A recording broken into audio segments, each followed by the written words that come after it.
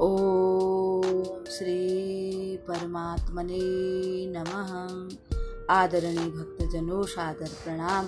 हम आज आपको भक्तमाल में से श्री नाभाजी द्वारा वर्णित श्री सुखानंद जी की कथा को सुनाएंगे। सजयति सिंदूरवदनो देवो प्रणम्य शिरसा देवं गौरीपुत्रं विनायकं भक्तावासं सम्रे नित्य मायुः कामार्थसिद्धये। गुरुर्ब्रह्मा गुरुर्विष्णु गुरुर्देवो महेश्वर गुरुर्साक्षात् परं ब्रह्मा तस्मै श्री गुरुवे नमः। तस्मै श्री गुरुवे नमः। जयंती मंगला काली भद्रकाली कपालिनी दुर्गा क्षमा शिवा धात्री स्वाहा स्वधा नमोस्तुते। स्वाहा स्वधा नमोस्तुते। आदरणीय भक्तजनों, श्री नाभाजी महाराज वर्णन करते हैं कि राघव जी सुख सागर की छाप राग गौरी रुचि न्यारी। राघव जी पद रचना गुरु मंत्र मनो आगम अनुहारी। राघव जी निशि दिन प्रेम प्रवाह द्रवत भूधर ज्यों निर्झर। राघव जी हरि गुण कथा अगाध भाल राजत लीला भर। राघव जी संत कंज पोषण विमल अति पीयूष सरसी सरस। राघव जी भक्ति दान भय हरन भुज सुखानंद पारस परस। सुखानंद पारस परस। भक्तजनों, श्री नाभाजी महाराज वर्णन करते हैं कि श्री सुखानंद जी की भुजाएं आश्रित जनों को भक्ति का दान देने वाली और संसार का भय हरने वाली थी, और इनका स्पर्श लौहवत जो भगवान से विमुख हैं दुष्ट जनों को स्वर्ण यानी सोने जैसा बनाने वाले हैं। यानी जो दुष्ट हैं उनको साधु और सदाचारी बनाने के लिए ये पारसमणि के समान हुए। जैसे पारसमणि लोहे को छू करके सोना बना देता है, ऐसे ही इन्होंने दुष्ट प्रवृत्ति वालों को साधु बना दिया। ये अपने पदों में सुख सागर की छाप लगाते थे। राग गौरी में इनकी विलक्षण रुचि थी। इनके द्वारा रचे गए पद मानो गुरु मंत्र तुल्य थे तथा इनकी रचना शास्त्र सम्मत होती थी। इनके हृदय में निरंतर प्रेम का प्रवाह उमड़ता रहता था और इनकी आँखों से ऐसा अविरल अश्रुपात होता रहता था जैसे पहाड़ से झरना झर रहा हो। भगवान के अनंत गुण कथा तथा लीला से परिपूर्ण इनका उन्नत ललाट अत्यंत शोभित लगता था। ये संत समुदाय रूपी कमलवन का पोषण करने के लिए सूर्य तथा अत्यंत निर्मल सरस अमृत के सरोवर के समान थे। अब हम श्री सुखानंद जी की कथा को श्रवण करते हैं। श्री सुखानंद जी का जन्म उज्जैन के समीप किरीटपुर नामक स्थान पर श्री जानकी नवमी के दिन हुआ। इनके पिता का नाम श्री त्रिपुरारी भट्ट और माता का नाम श्री गोहावरी बाई था। बचपन से ही ये अपने जीवन में अनेक चमत्कारी घटनाएं इनके जीवन में घटती थी, चमत्कार दिखाते रहते थे। जब आप बालक थे और घुटनों के बल चलते थे तो एक बार माँ की गोद से उतरकर एक वृक्ष के पीछे जाकर बैठ गए और वहाँ ध्यान मग्न हो गए। थोड़ी देर बाद माता पिता जब उधर देखने लगे, अरे भैया बालक किधर को चला गया, तो इन्होंने देखा माता पिता ने इनके सिर पर एक नाग फन फैलाए बैठे हैं। माता के तो होश ही उड़ गए। वे सोचने लगे ये कैसा अद्भुत चमत्कार है। उन्होंने प्रार्थना की और प्रार्थना करने पर वह थोड़ी दूर जाकर नागराज अदृश्य हो गए। जब आप पढ़ने के लिए विद्यालय जाने लगे तो थोड़े ही समय में सारे संपूर्ण श्रुति शास्त्र का सही प्रकार से ज्ञान प्राप्त कर लिया और अपने जो विद्या गुरु थे उनको प्रसन्न कर दिया और विद्या गुरु से कहा कि मुझे उस अक्षर का ज्ञान कराइए जो अक्षरातीत की प्राप्ति कराने वाला हो। गुरुजी बड़े प्रसन्न हो गए। गुरुजी ने कहा, हे पुत्र, समय आने पर वो भी हो जाएगा। एक दिन एक ज्योतिषी ने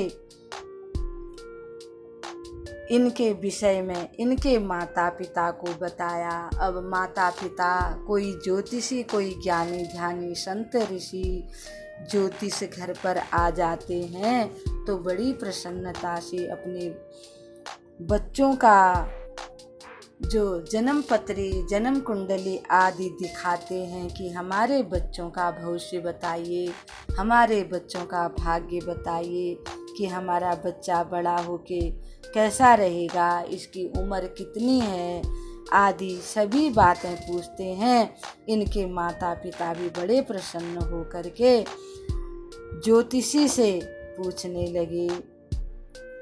ज्योतिषी ने बताया कि आपका ये जो बालक है ये अलौकिक विभूति है, परंतु ध्यान रखिएगा कि 18 साल तक ये दर्पण अथवा जल में कहीं भी अपनी मुख को ना देखें, अपनी सूरत को ना देखें, अन्यथा ये विरक्त हो जाएंगे, यानी कि साधु बाबा हो जाएंगे, घर छोड़कर चले जाएंगे। अब इनके माता पिता बड़े भयभीत हो गए। ये बार बार इसी बात का ध्यान रखते थे कि हमारा बालक कहीं जल में अपनी सूरत न देख ले, कहीं दर्पण में अपनी सूरत न देखे। ज्योतिषी की चेतावनी सुनकर सावधान रहते थे। संयोग से एक दिन श्री त्रिपुरारी जी शिप्रा नदी में स्नान करने गए थे। इधर रंगराज दीक्षित नामक पंडित का एक दूत आकर आपसे वार्षिक कर मांगने लगा, यानी कि श्री सुखानंद जी से।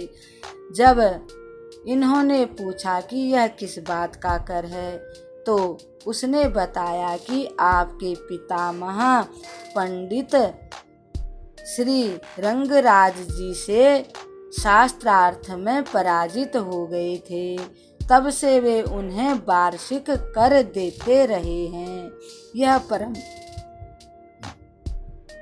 यह परंपरा अभी भी चल रही है। इस पर आपने कहा कि श्री रंगराज जी से कहिएगा कि मैं आज के चौथे दिन आपसे शास्त्रार्थ करने आऊँगा। इनको ये बात बड़ी अजीब सी लगी। इनको लगा, देखो मुझे आज तक इस बात का मेरे माता पिता ने बताया भी नहीं। कोई शास्त्रार्थ में किसी को हरा देता है तो ये कर लेना कितनी अनुचित बात है। इन्हें इस बात का बड़ा ही दुख हुआ। अब इन्होंने निश्चित समय पर जाकर श्री रंगराज जी के यहाँ शास्त्रार्थ के लिए गए और उन्हें शास्त्रार्थ में इन्होंने पराजित करके वार्षिक कर देने वाले सभी पंडितों का संकट दूर कर दिया। इनके पिताजी सहित सभी पंडित लोग बड़े प्रसन्न हुए। श्री त्रिपुरारी जी ने इस उपलक्ष्य में एक बड़ा भारी उत्सव का आयोजन किया। प्रसन्नता से संयोग की बात, जब सारे लोग आए तो उनका ध्यान इनकी तरफ से हट गया। वे भूल गए कि मुझे अपने बालक का ध्यान रखना है और उन्हीं की सेवा में लगे रहे। अतिथियों का सत्कार करने में दोनों माता पिता लगे रहे। अचानक ही इनकी दृष्टि जल में पड़ी और इन्होंने अपने मुख का प्रतिबिंब देख लिया। फिर तो ये जगत से उदासीन हो गए और रात्रि में ही घर छोड़कर जाने का इन्होंने मन बना लिया और जाने के लिए अपने पिताजी से माताजी से आज्ञा मांगने लगे। माता पिता ने इनको बहुत समझाया, बहुत बुझाया, पर ये नहीं मानी और घर से चले गए। जब किसी प्रकार की बात नहीं बनी और ये चले गए और वापस नहीं आए, अंत में त्रिपुरारी जी ने श्री पंचोली जी नाम के एक परम विश्वासी व्यक्ति को इनके साथ कर दिया, यानी भेज दिया। एक रात ये स्वप्न में इनको काशी जाने का दिव्य आदेश हुआ। स्वप्न की बात जब आपने श्री पंचोली जी से बताई, यानी जो इनके पिताजी के मित्र थे, तो उन्होंने श्री रामानंद जी की चर्चा की। श्री आचार्य चरण की चर्चा सुनते ही इनके मन में श्री स्वामी जी के दर्शन के लिए आकुल व्याकुल हो गए। इतने आकुल व्याकुल हो गए कि सोचने लगे, पंख होते तो अभी मैं उड़ के चला जाता।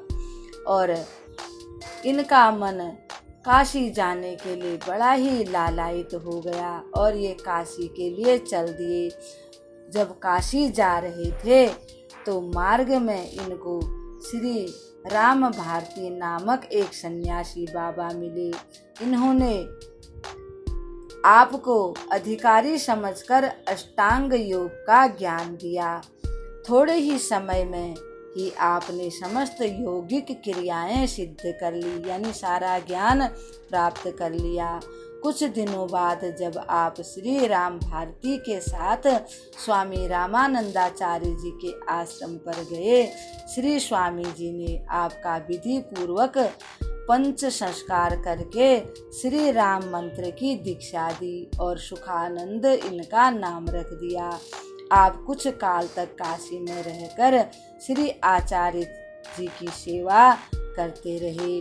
फिर उनके आदेश से चित्रकूट रामशैया नामक स्थान पर रहकर भजन साधन करने लगे। कहते हैं कि जब आपके भगवत धाम जाने का समय हुआ तो स्वयं श्री हनुमान जी प्रकट हुए और आप उन्हीं में लीन हो गए।